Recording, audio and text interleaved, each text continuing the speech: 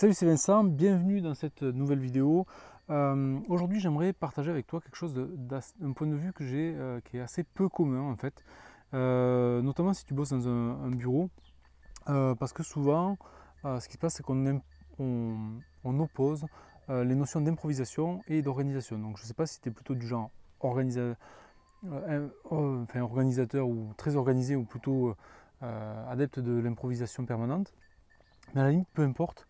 Parce que chaque modèle a ses avantages et ses inconvénients, mais ce que j'aimerais partager avec toi dans cette vidéo, c'est une manière de voir les choses qui va peut-être t'éclairer et t'aider à transformer ton quotidien de manière extrêmement radicale et gagner énormément de temps au bureau parce que tu seras à la fois plus efficace et en plus tu vas passer forcément en étant plus efficace dans un cercle vertueux où tu as plus de confiance, donc du coup tu es plus efficace, tu as plus d'énergie, etc., etc.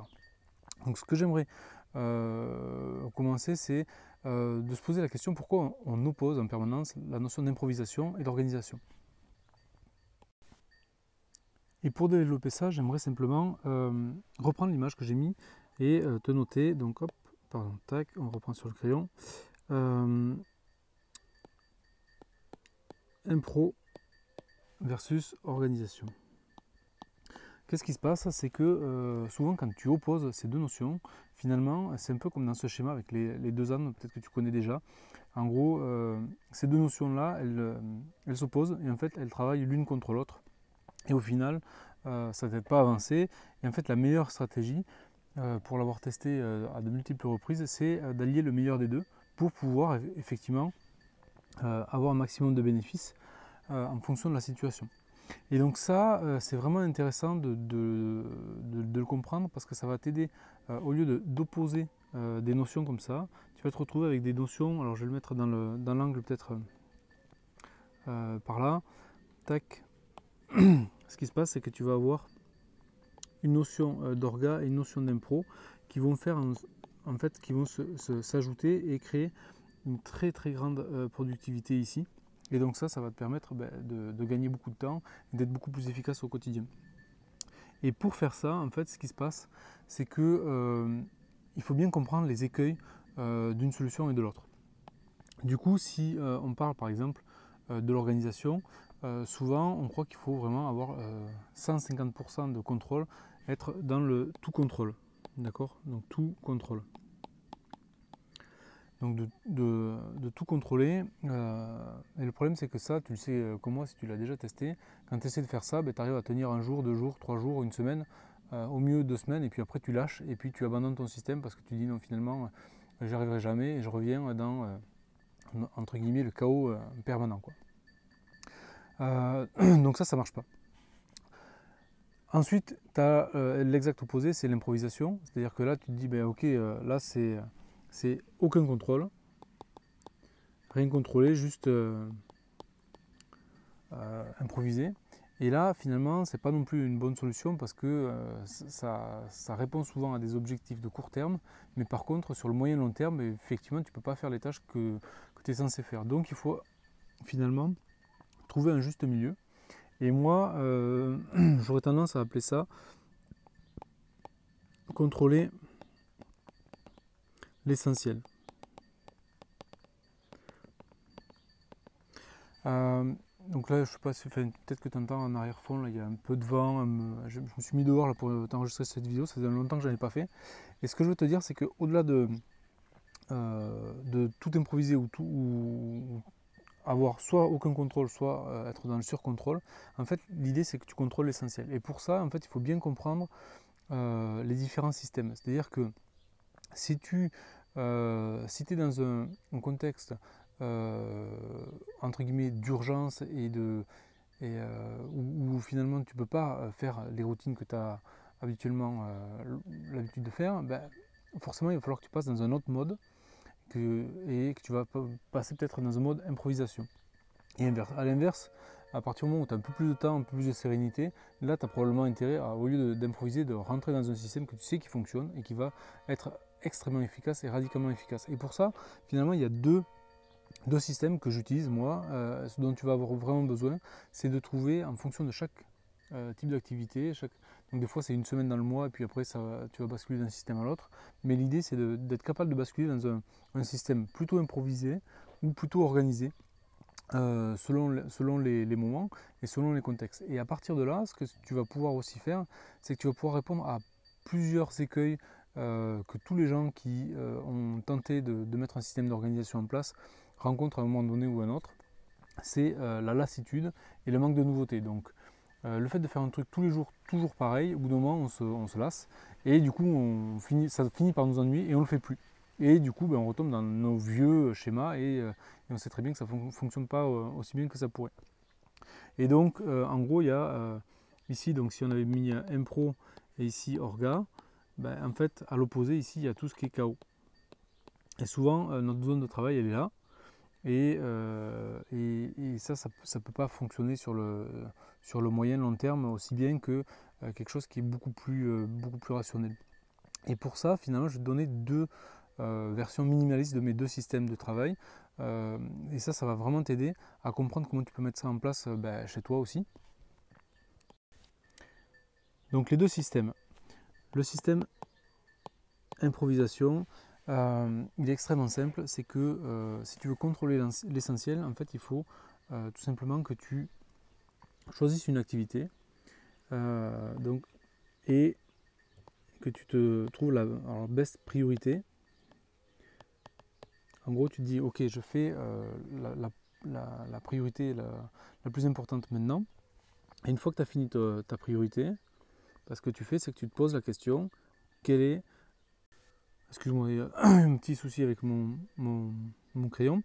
Donc une fois que tu as trouvé ta best priorité, tu la fais, tu la tacles, et une fois que tu l'as taclée, tu te poses la question de quelle est la prochaine bonne priorité.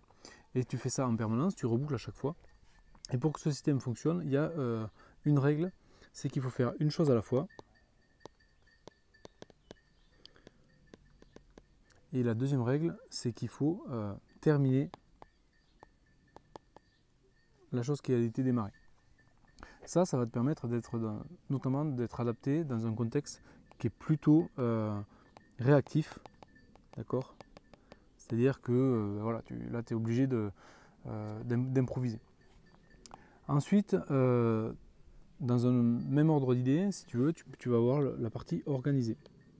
Organisée, là tu vas peut-être te dire que le lundi, le mardi, etc., tu vas avoir certaines tâches que tu vas faire de manière répétée, parce que tu sais que si tu fais cette tâche-là de manière répétée, tu vas atteindre tes objectifs. Donc ça, c'est extrêmement simple à mettre en place. Et l'idée de ce truc-là, c'est que chaque système a ses avantages et ses inconvénients, comme tu l'as dit, comme tu l'as vu. Et dans le système organisé, tu ne vas pas avoir beaucoup de place pour l'improvisation ou être capable de gérer facilement de la surcharge ou des aléas de travail. Donc c'est ce que j'appelle l'environnement réactif.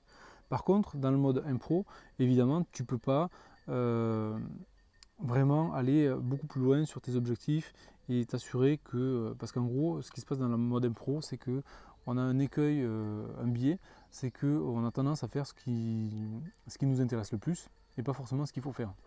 Et donc à un moment donné, si tu ne fais pas ce qu'il faut faire, ça ne fonctionnera pas. Donc il faut aussi avoir un système entre guillemets de rattrapage. Et donc finalement, il y a ce système-là, il est assez équilibré parce que les deux systèmes rattrapent les écueils de l'un de l'autre. Et donc si tu alternes entre ces deux systèmes-là, tu résous aussi le troisième problème dont on a parlé tout à l'heure, qui est le fait d'avoir de lassitude et de s'ennuyer et en fait de lâcher les systèmes de travail que tu as mis en place. Et ça serait vraiment dommage parce que c'est ce qui fait, pas forcément sur le court terme, parce que sur le court terme c'est un peu difficile au début à mettre en place.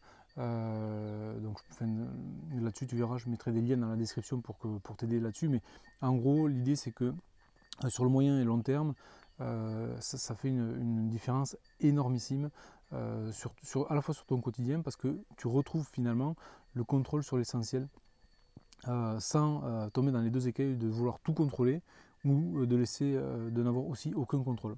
Et ça c'est vraiment intéressant Et donc la partie orga, on va dire que c'est plutôt la partie proactif du système. Et donc à partir du moment où tu cumules ces deux systèmes-là, donc là je t'ai fait des versions allégées et c'est assez simple, mais on peut aller beaucoup plus loin. D'ailleurs c'est ce que je vais t'inviter à faire, parce que ce que j'ai fait, c'est que comme ça fait un petit moment que j'ai pas fait de contenu pour toi et que j'ai pas non plus vraiment le temps d'en faire beaucoup d'autres ces temps-ci, je suis extrêmement pris. Donc ce que je vais faire simplement, c'est te mettre dans le lien de la description les formations associées à ces deux modes de travail. Donc il y en a un, c'est The Priority Hacking Simple System, donc ça c'est le côté improvisation, donc c'est celui qui te manque, ce sera probablement vachement intéressant de regarder ça. La partie organisation, c'est réduire son temps de travail de 50%. Donc c'est là où en fait on crée des routines de manière extrêmement efficace et on standardise ces routines, on les simplifie semaine après semaine. Donc il y a des défis là-dessus aussi. Et ça va te permettre, en cumulant les deux. Donc tu verras dans la description, je te mettrai 3 liens. Le premier lien, c'est la formation sur on va dire le système impro. Deuxième lien, ça sera probablement la formation sur la partie orga, et je te mettrai un troisième lien qui te donnera un accès à un package des deux qui devrait probablement fortement t'intéresser. Je ferai une réduction pour me faire pardonner de mes absences de ces dernières semaines. Voilà, et puis des prochaines aussi. Voilà ce que je voulais partager avec toi aujourd'hui. Donc j'espère que déjà ces concepts-là t'auront aidé. Et puis je te retrouve de suite dans la suite de ces contenus, dans les formations qui vont derrière. A de suite.